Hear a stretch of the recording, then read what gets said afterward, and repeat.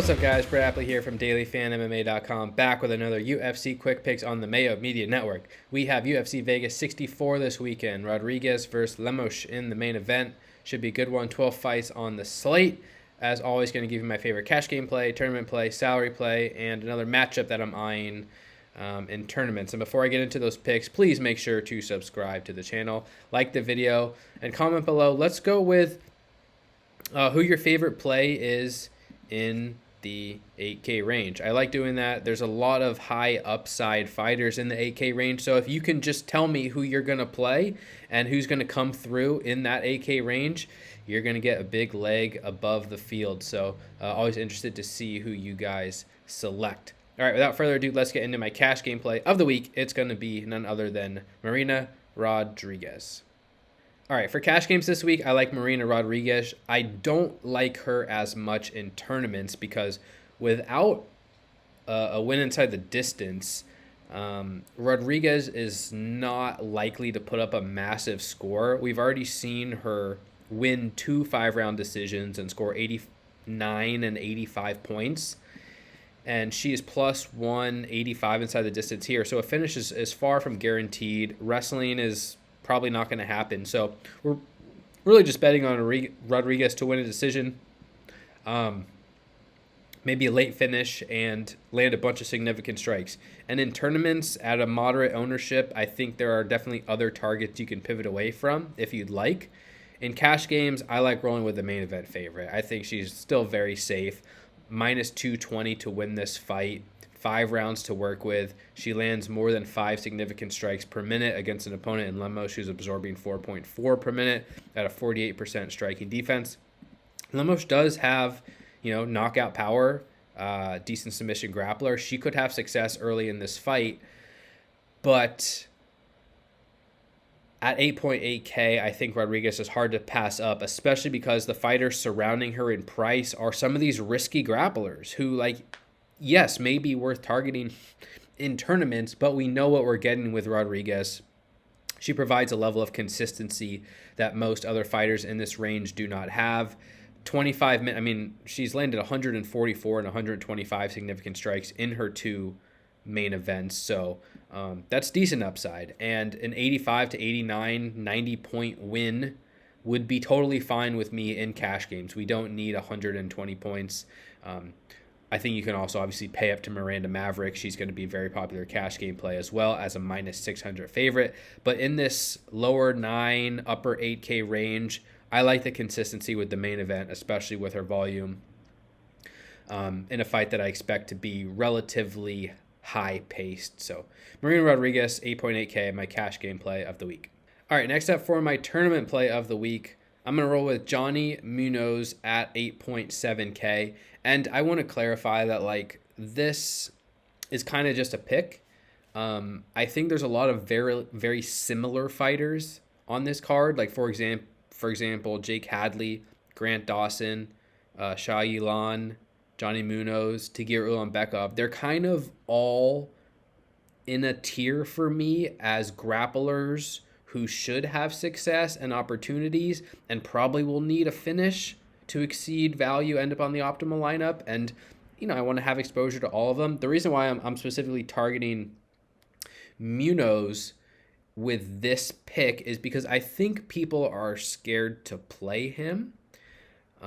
Fighters like Grant Dawson are going to get higher ownership because Dawson's never lost. Shah Yilan has won twice in a row, put up 99 and 105 points.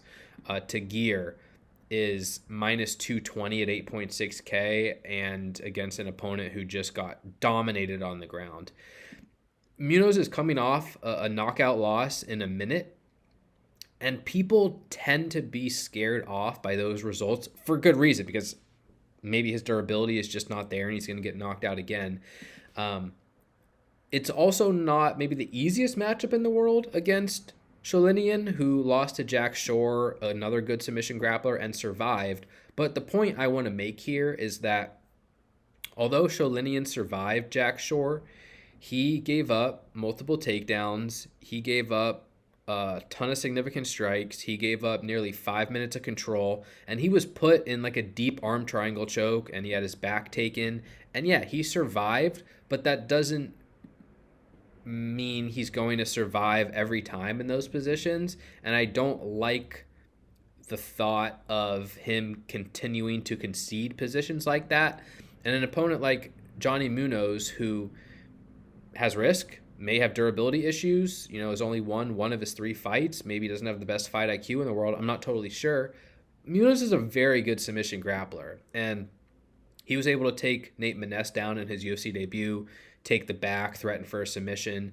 He submitted Jamie Simmons in his second fight. And yeah, he's coming off a knockout loss, but this dude's a really good submission grappler. If he's able to land, 2 to 3 takedowns, I think he's going to get advantageous positions. I think he'll take the back. He could put himself, give himself an opportunity to win by arm triangle as well. And at 8.7K, it's a decent price point to pay. He is plus 200 inside the distance. It's not spectacular, but it's fine. It shows that there's some finishing upside. I wouldn't be very confident in Munoz if he doesn't win by submission. Like if you just told me the fight goes to decision, I'm a little bit less confident. Who knows how striking exchanges are going to look. But I do think Munoz has wrestling upside.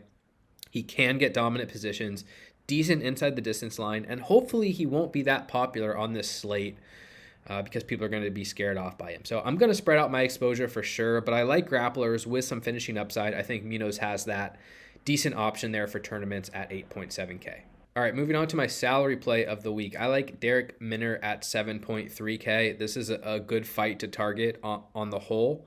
It is minus 175 to end inside the distance, and throughout Minner's career, he's been this fighter who has success early, wins inside the distance early, or gets tired, gets knocked out, gets submitted. So either way, win or loss, fighters, Minner or his opponent, tend to score very well on DraftKings. Now, he has actually gone the distance in 2 of his last 3 fights, which is kind of crazy, but there's no guarantee that trend continues. And point being, Minner at 7.3K, he has risk. He might lose the fight. He might lose the fight inside the distance.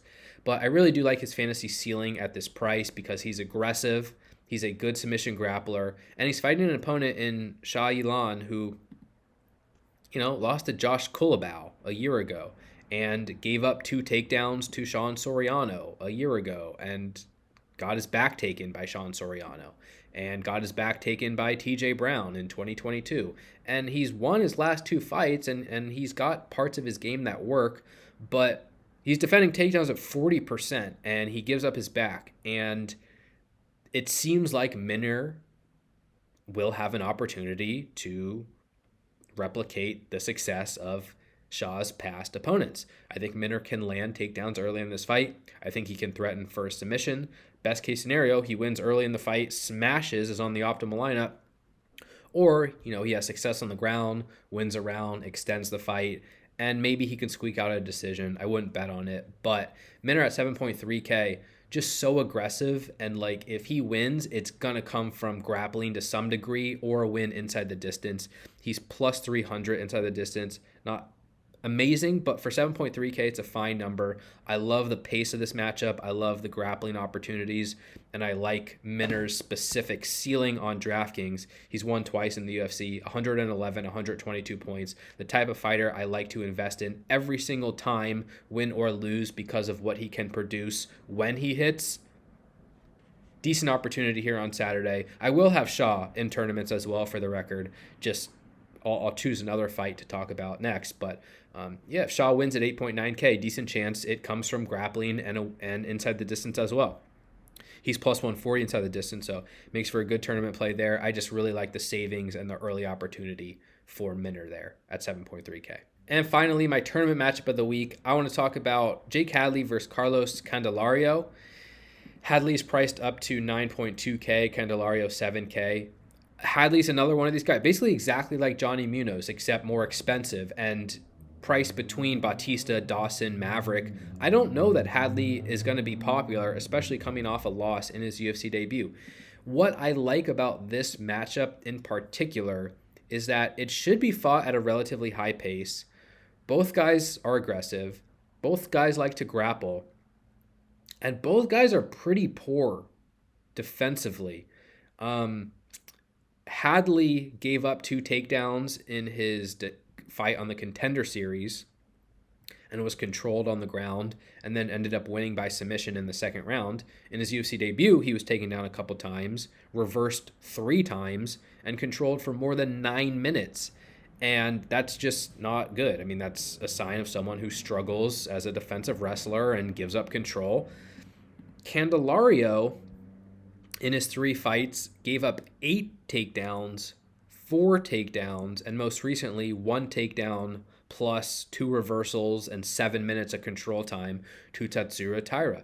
This guy concedes takedowns, concedes dominant position, and yeah, he'll scramble up, but I really like the lack of defense on both sides because it just gives the winner of this fight an opportunity to score. If you have 2 fighters who are super defensively sound, well, then it's hard for either guy to implement their game. It's hard for either guy to land much offense either on the feet or easily land takedowns, easily earn control. Both these guys are poor defensively. So if Hadley wins, which I think is a fair expectation given his betting line, it's probably going to come from takedowns. It's probably going to come from back takes and submission opportunities. He may need a win inside the distance to end up optimal at 9.2K, but I don't think he's going to be very popular. Plus 220 inside the distance, just a solid semi-contrarian tournament option in the top end. And Candelario, if he wins, it's probably going to come from a mix of takedowns and strikes on the feet as well. 7K, is he likely to win? No, but if you're priced below Amanda Lemos, you got, Minner, Mark Madsen, Benito, Candelario, Shauna Young. It's not the greatest range in the world. I'm fine taking a couple chances here on Candelario at 7K just for the ability to produce offense, the up-paced matchup. I think it should be a fun fight. Looking forward to that one. All right, guys, that's going to do it for this week's UFC Quick Picks. Thank you so much for the support. You can follow me on Twitter at Brett Appley, TTPP, dailyfanmma.com for all your DraftKings breakdowns needs. Just posted an hour-plus podcast over there. Got like 15,000 words covering every single fight on the slate. Make sure to subscribe to the channel, like the video. Again, let me know who your favorite play is in the 8K range. And best of luck in your contest this week, guys. Take care. Talk to you soon. Peace.